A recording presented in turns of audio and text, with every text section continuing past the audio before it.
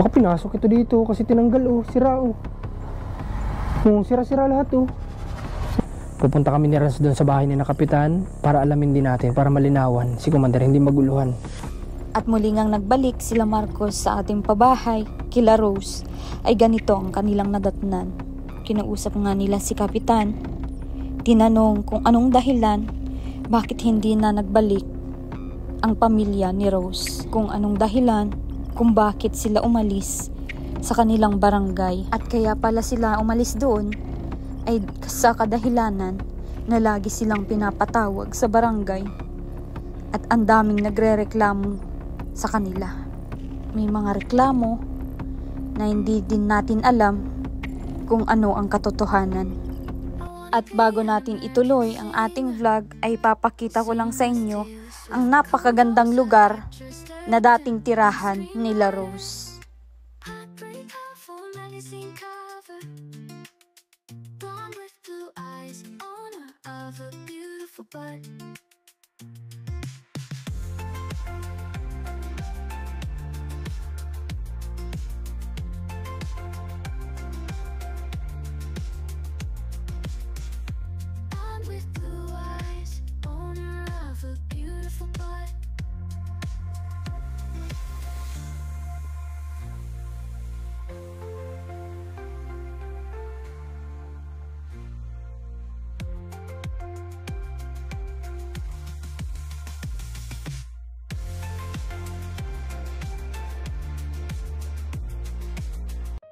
Okay.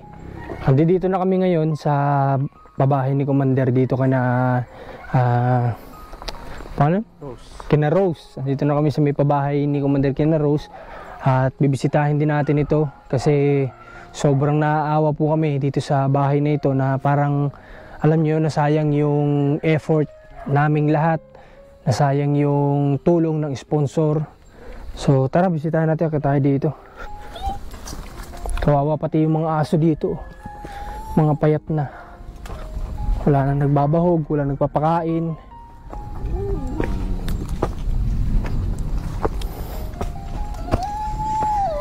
Parang wala na yung mga aso, no? Iisa na lang yata.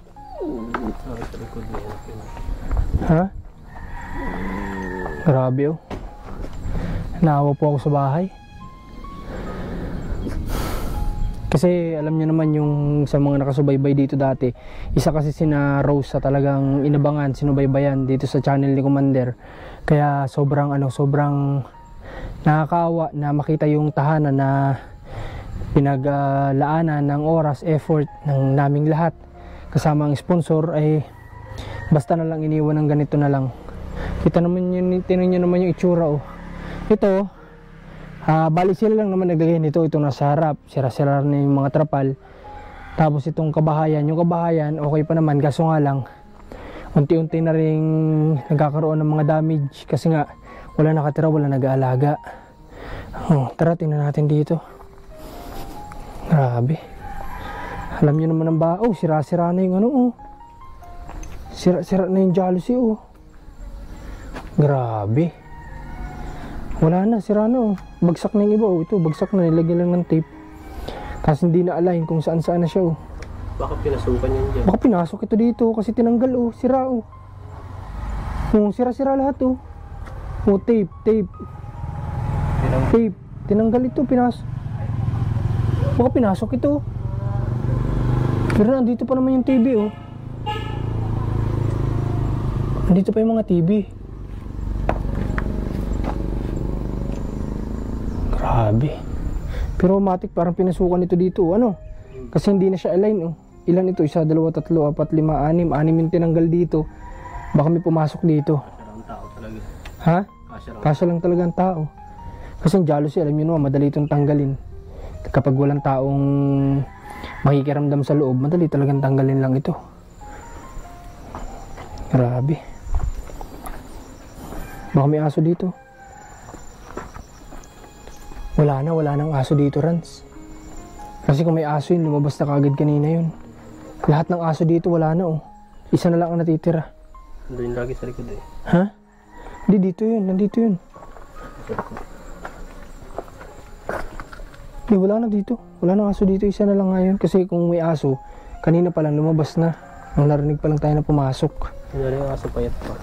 Alam niyo yung sakripisyo namin dito talaga sobra-sobra din. Lalo na si Commander. Kasi alam niyo yun, ito bundok talaga to.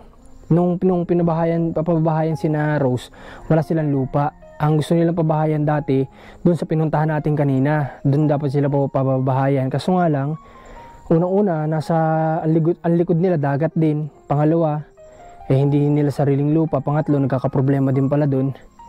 Kaya talagang si Commander yung nagpursige na makahanap ng lupa na mabibili para mapatirikan po sila ng tahanan. Kaya naipagawa itong tahanan na ito dahil naghanap nga kami ni Commander, nagpursige kami na makahanap ng mabibiling lupa na mapagtitirikan lamang ng bahay nila.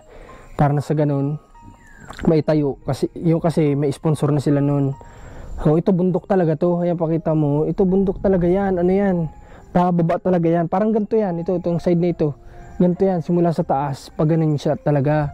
Kaso nga lang, nagbayad pa si Commander dito ng tao na tumagal din ng halos 1 linggo para lang ito ay mahukay. Para magkaroon ng patag dito na pagtitirikan ng tahanan nila. Na halos araw-araw nandirito rin kami. Ulan, init. Na nagdadala ng merienda sa mga karpintero, sa mga gumagawa. Yung paghahanap pa lang nitong lupa na to sobrang sakripisyo na ni Commander kasi nga hindi dito madaling makakuha ng lupa. So ito talagang nakiusap lang kami na baka pwedeng ipagbili. Ayaw pa nga ito ipagbili sa totoo lang, pero nakiusap kami na para lang sa pantulong, sana payagan. So yung sa awa ng Diyos, napapayag naman, nabili itong 150 square meter na ito. May bakante pa nga dito, ayan na ang plano pa nga dapat namin dito ni na Commander. Ito ay pagtataniman ni na Rose. Totally, na sila dito, nagsimula na sila dito, di ba? Parang wala na nga ngayon, Wala na, yung lemon, wala na. Yung kakao, wala na din. Ayun, may natira pa doon, isa. Kakao ba yun? Di ako nagkakamali. Yun. Yun yung may dahon yun, parang alam ko kakao yun. Tapos ito, malunggay. May higit pa ito, kunin na natin, bigyan natin kay Commander. Tama-tama, nagpapakuha sa akin ng malunggay kagabi yun. Okay. Tapos ito, dapat talaga pagtatanaman ito ni na Rose o tayo ni Commander, binibigyan sila ng seedlings. Tama ba ako? Di ako nagkamali. Seedlings? Yung patubo. Okay. So yun, binibigyan ni Commander sila po tayo nun para may hanap buhay din sila. At panguna nun, bago yun, ang pagkakalam ko, binigyan na sila ni Commander ng puhunan para pagbebenta nila ng, ano ba binenta nila nun, Rans? Balot Tapos nung una, tumutubo sila, di ba? Maayos yung tubo nila, malaki. Kaso nga lang, hindi nila na-maintain. Kumbaga, siguro ginagastos din nila kasi pag mali talaga kasi yung pag-handle sa business, kapag pati buhunan na isasama mo na, wala talaga, lugi talaga ang kalalabasan ng negosyo. So, ganun yung nangyari sa kanila. At may isa akong gustong alamin dito, mga kabayan, kasi hindi ako naniniwala na ang dahilan ng pag-alis nila dito ay dahil lang sa kawalan ng trabaho. Kasi sa totoo lang, kahit paano may trabaho sila dito, yung pag-uuling nila, may malaki rin kinikita nila doon.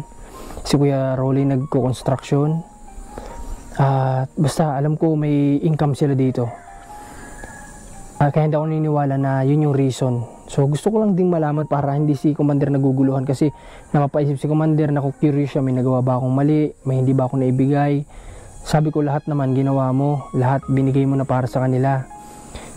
Naniniwala ako may ibang rason.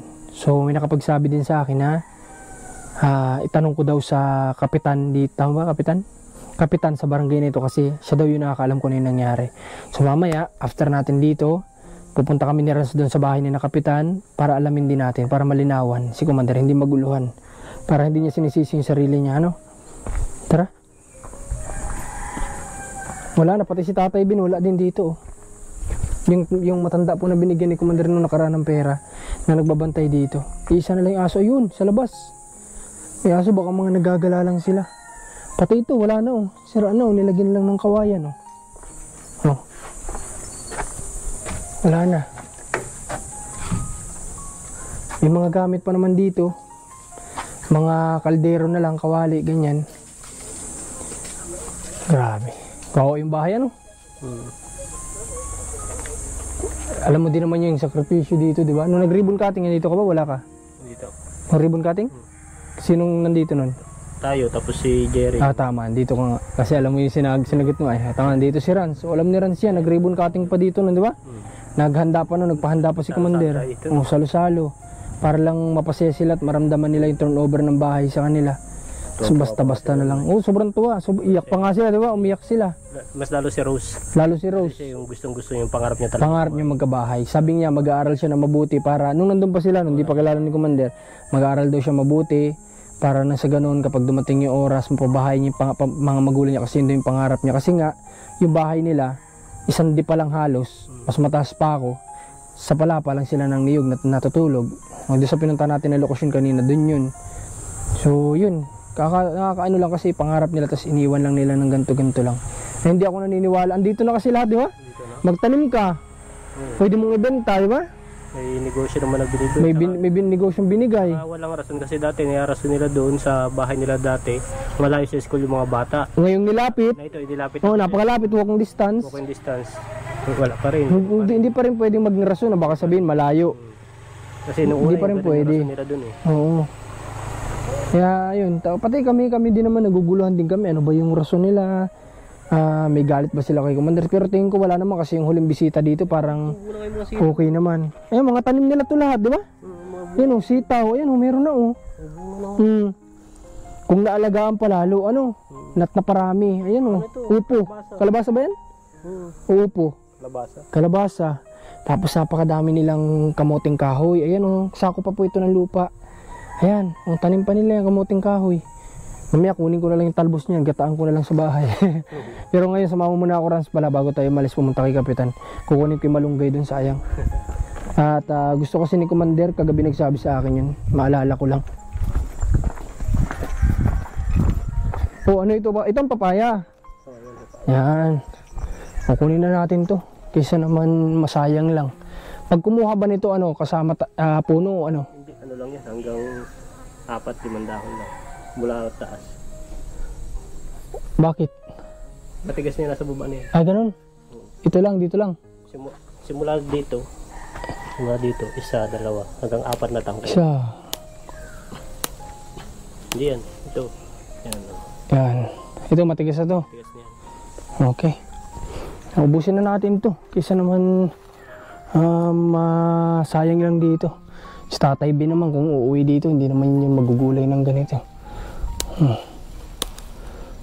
Alam nga pala ito ni Rans kasi madalas pinapakuha ni Commander ng malunggay. Sayang pa ito. Saan ito? Yes, pinatas. Yan to.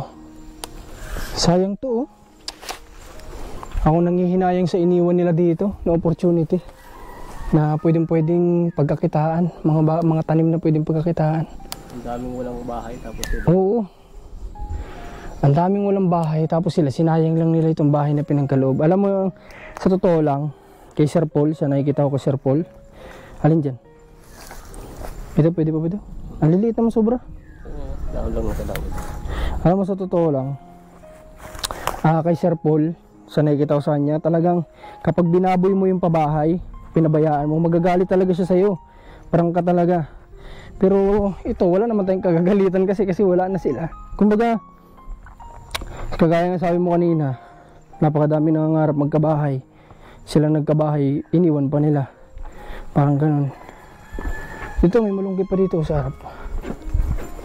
Kunin natin. Ha? Ayaw ko niya, lalaki niyan. Dito tayo sa maliliit lang. Yung kamuting kahoy, susunod niya. Susunod na lang. Unahin muna natin to at baka magalitan tayo ni Commander pag wala tayong dalang malunggay. Dapat may dala tayo. Palubag-loob, Ang palubag-loob. Para may mapakinabangan din siya dun sa mga binigay niyang pananim. Alam ko sa kanya din to galing no? Lahat ng pananim na to nag-i-effort yun maghanap ng ng itatanim ni na Rose noon para lang. Yung mga buto na yan, in-order pa niya yan, alam ko. Ay, ganun? Pati yung mga kakao, yun din pagkakalang, tsaka yung mga lemon. Alam niyo naman ang lemon, mga kabayan, napakamahal talaga nun. Diba? Ito yung galing sa Isabela nung Oo, at saka lemon ang mahal. Diba? Kapag namunga, ibenta mo sa palengke, kumuha ka, makiusap ka lang doon ng isang susuplayan mo, malaking pera na yun. Kaso nga lang, pag wala kang tiyaga talaga sa ganitong bagay, walang mangyayari. Tara, baba na tayo. Pupunta pa tayo kay Kapitan. Bigyan natin si Kapitan ng malunggay. Ayan, tinan mo. May papaya pa dito. Daming kamuting kahoy. Pag ito na mga ano din to, di ba? Pwede mo din ipagbili. Tapos may pang-ulam ka na, gugulain mo lang to. Huwag ka lang talaga maselan, huwag ka lang maarte kasi kami gusto namin yan. Talbos ang kamuting kahoy. Tara, punta tayo. Alam mo babae ni Kapitan? Alam mo? Yes, sir. Okay, tara.